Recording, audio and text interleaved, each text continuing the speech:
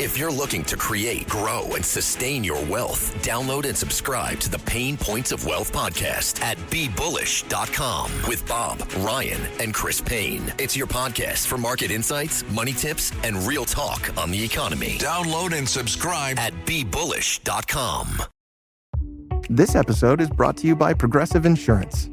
Fiscally responsible, financial geniuses, monetary magicians.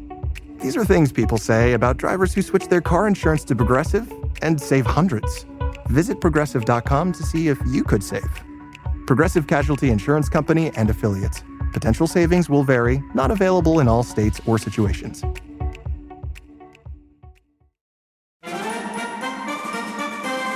Red Apple Media Podcast Network presents This is Protecting America.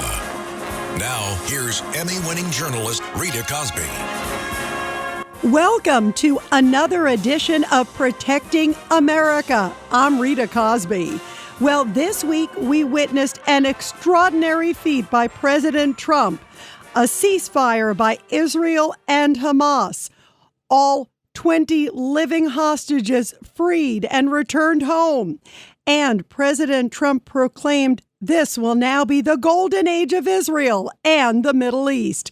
Well, joining us now to discuss this very historic moment is former veteran Israeli diplomat Shahar Azani. Shahar, it's so great to talk with you. And what a huge, enormous moment for history.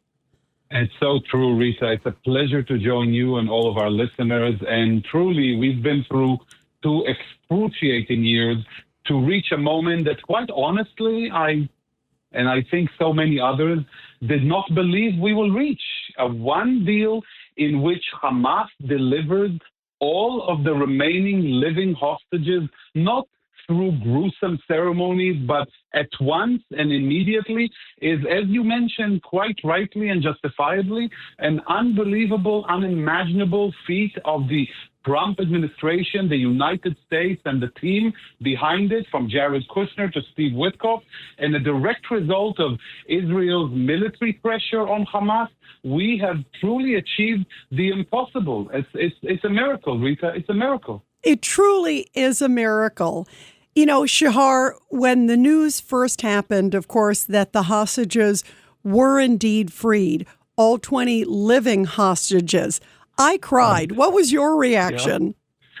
Yeah. I gasped in disbelief. I shed tears like a young boy. I can't even begin. This is beyond words. These people, you know, we know them. Now, they don't even realize how well we know them. You know, coming back from captivity, some of them were shocked and amazed that we knew their names, that they received phone calls from everywhere, that the president and the prime minister left them notes.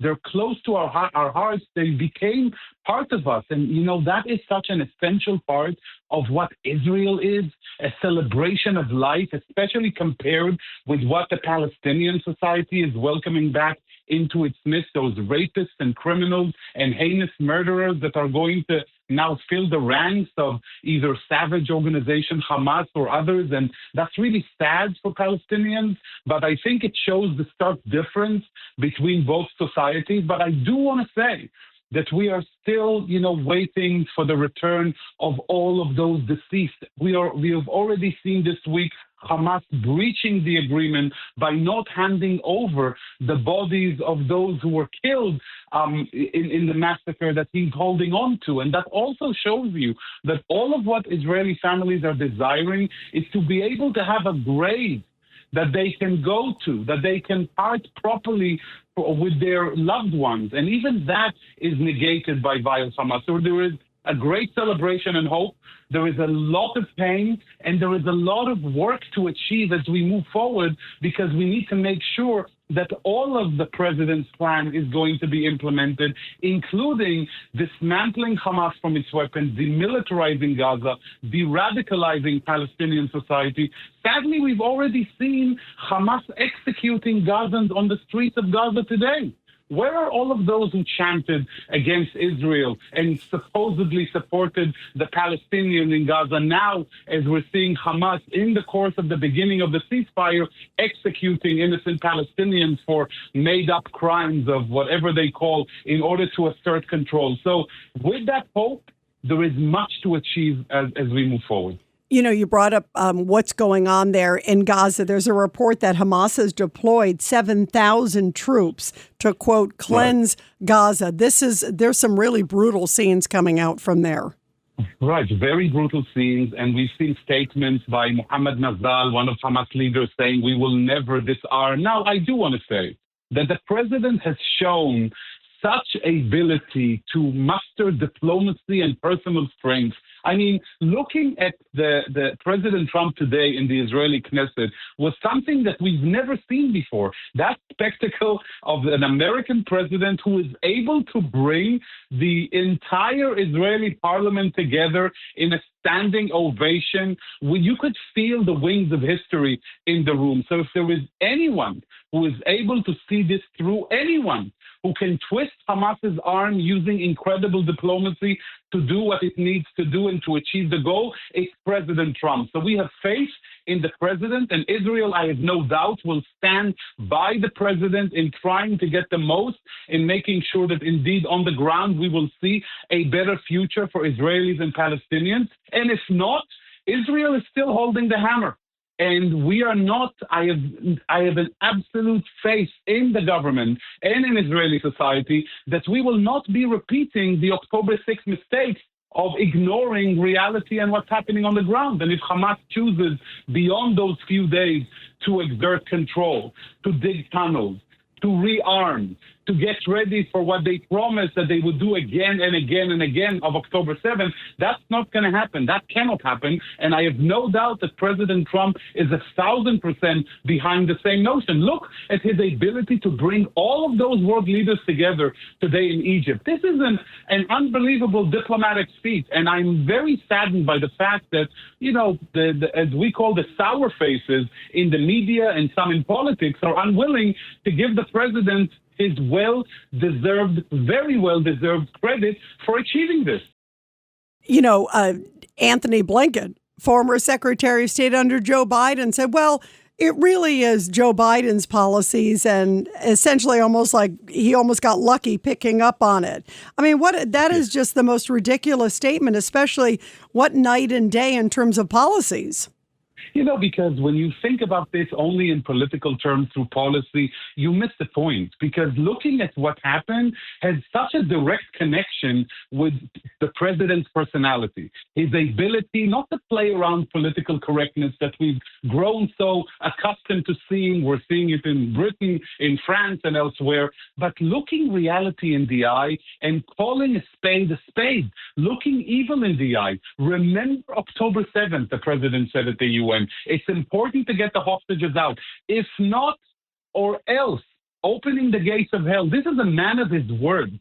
And I think that this made all the difference, because the Arab states knew that they should not mess about when it comes to delivering Hamas. And Hamas was isolated and was left at a point of weakness that gave it no other choice. Look, we Israelis looked at these 20 living hostages as walking dead. We didn't believe, you know, we were hoping, we were praying, but we knew how difficult, almost impossible it's going to be to get them out. And even if we were able to get them out, let's say in a partial deal of a few months ago, then we felt that Hamas may release 5, maybe 10, but will always keep some under its boot as some sort of a bargaining chip.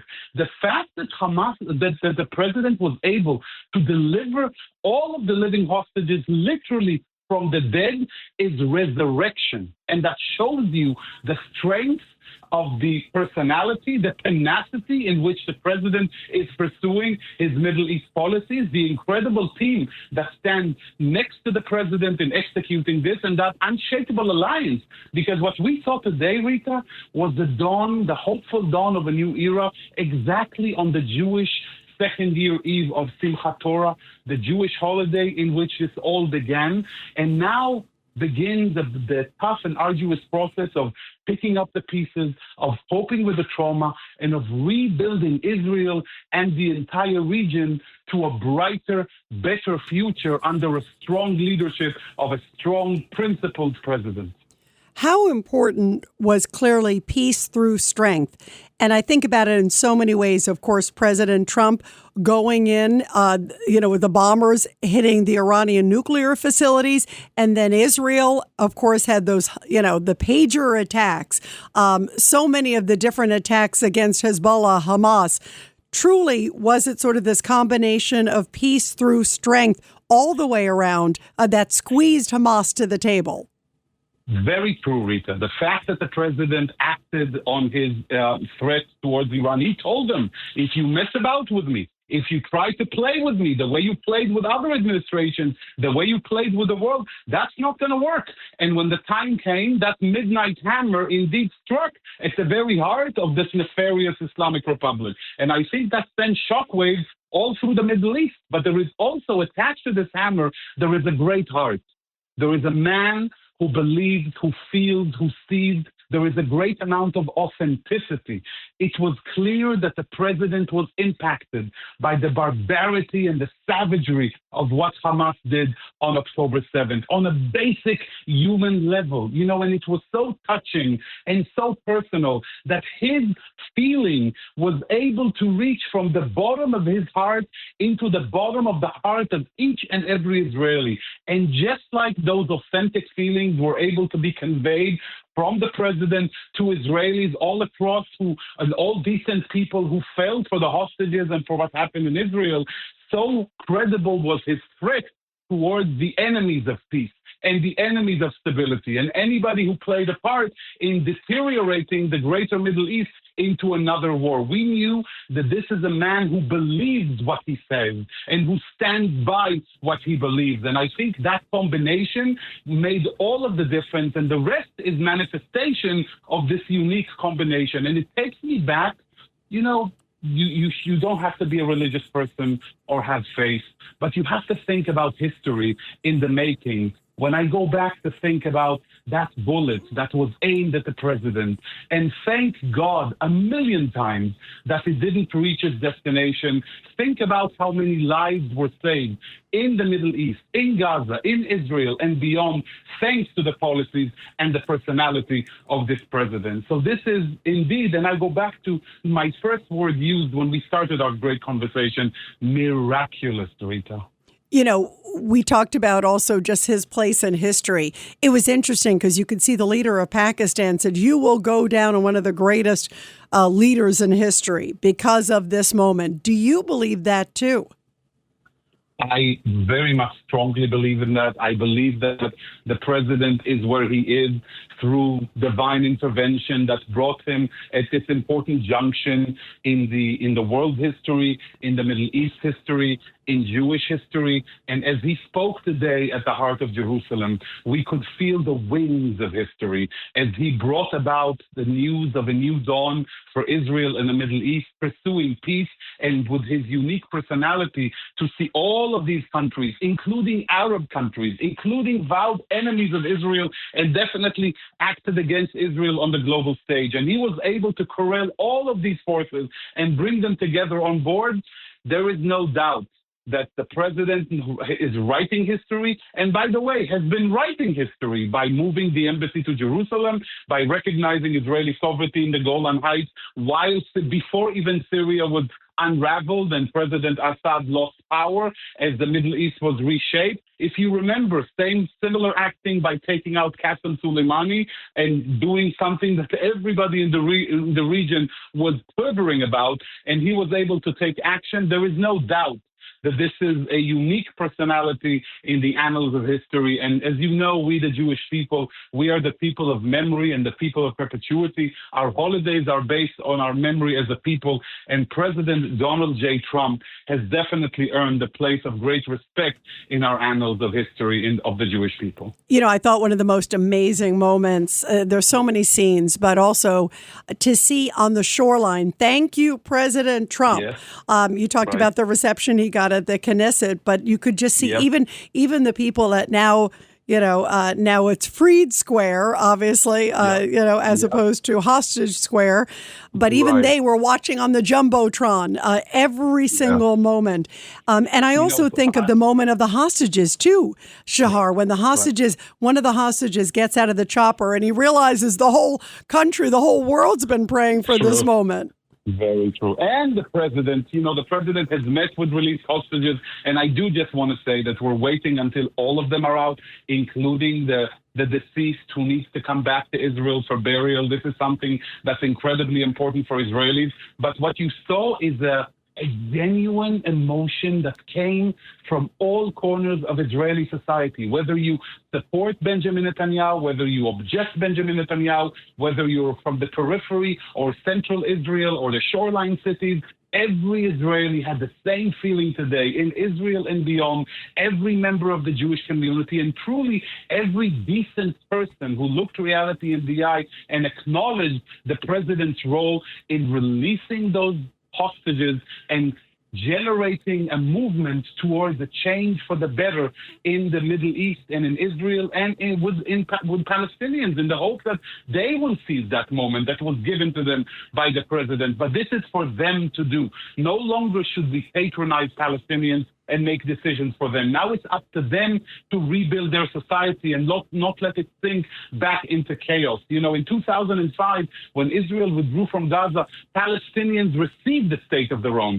And in 2023, we saw what they did with that opportunity. Israel can't afford it. The Palestinians can't afford it. The Middle East can't afford it anymore. So the task is upon them to go through the lengthy process of rebuilding themselves into a society that deserves and can manage sovereignty and a state. And I think that in President Trump, they really do get a chance to achieve it. Now it's up to them to meet that challenge.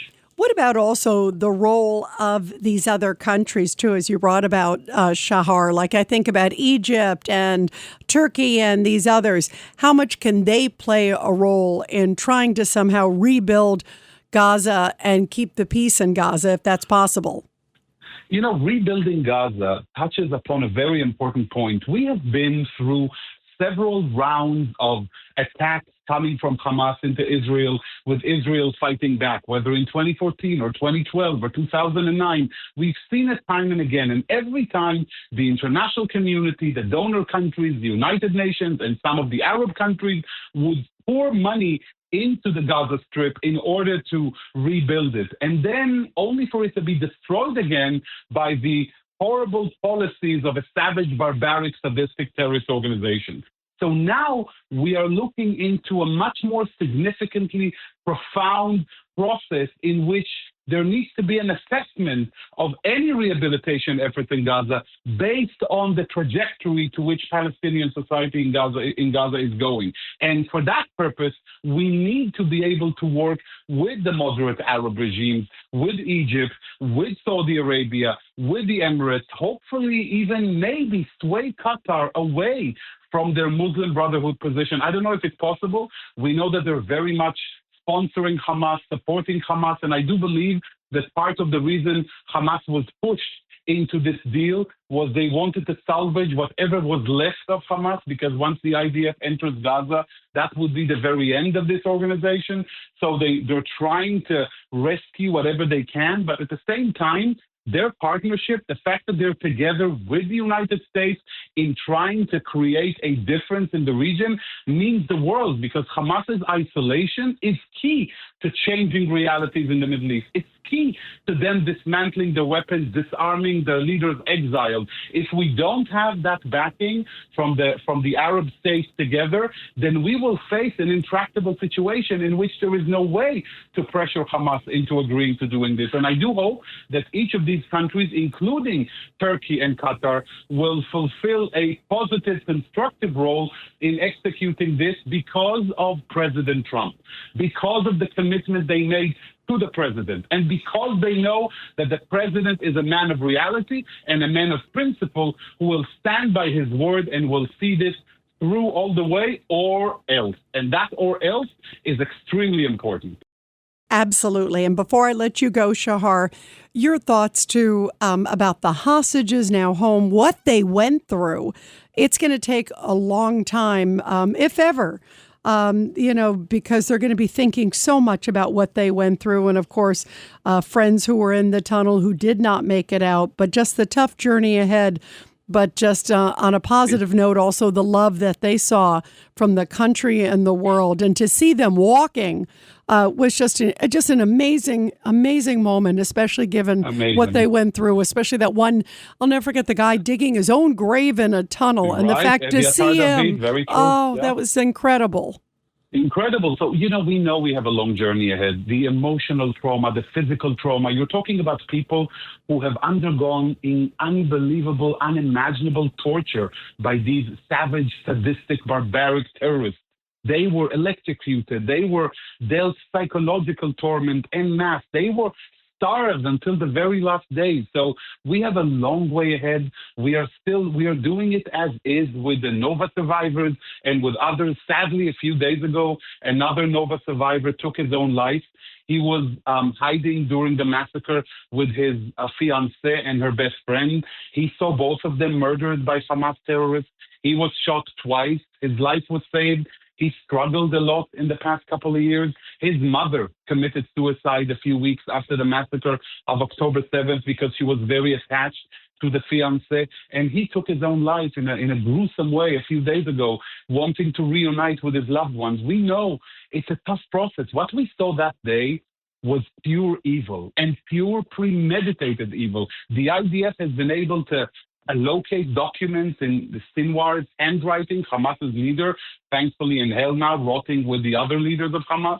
And he wrote specifically about the need to commit atrocities against the children of the enemy, to kill, to murder, to rape, to pillage, to try and plant fear in our hearts. And the only thing that they were able to plant is determination and hope for a better future, that we will rise again, that we will dance again, that we will stand strongly on the global stage, and out of great destruction, there will come great creation. And we are thankful to the president, to the administration, and to the United States of America for continuing to being a beacon of freedom and light, of justice and dignity, and of great humanity. And I want to thank you again, Rita, for being a true moral champion of all of these causes in the course of these 2 years. And I look forward to marching together with you into a brighter, better future for all of us. Yep. It looks like there is absolutely a new dawn for sure in the Middle East. And I am so happy to be talking with you about good news coming out from the region. Amen. Amen. Everybody be sure to subscribe and share to this really incredible podcast. And veteran Israeli diplomat and my friend Shahar Azani, how wonderful to talk with you about this terrific news, and always thinking of Israel and thinking of you so much. Thank you, Shahar. Thank you very much, Rita, to you and to all of our listeners. Looking forward and appreciate all of the support. And everybody, I'll be back soon with another great edition of Protecting America. And of course, you can catch me every weeknight, 10 p.m. to midnight on the legendary WABC Radio. This is Rita Cosby, and thanks for all you do to protect America.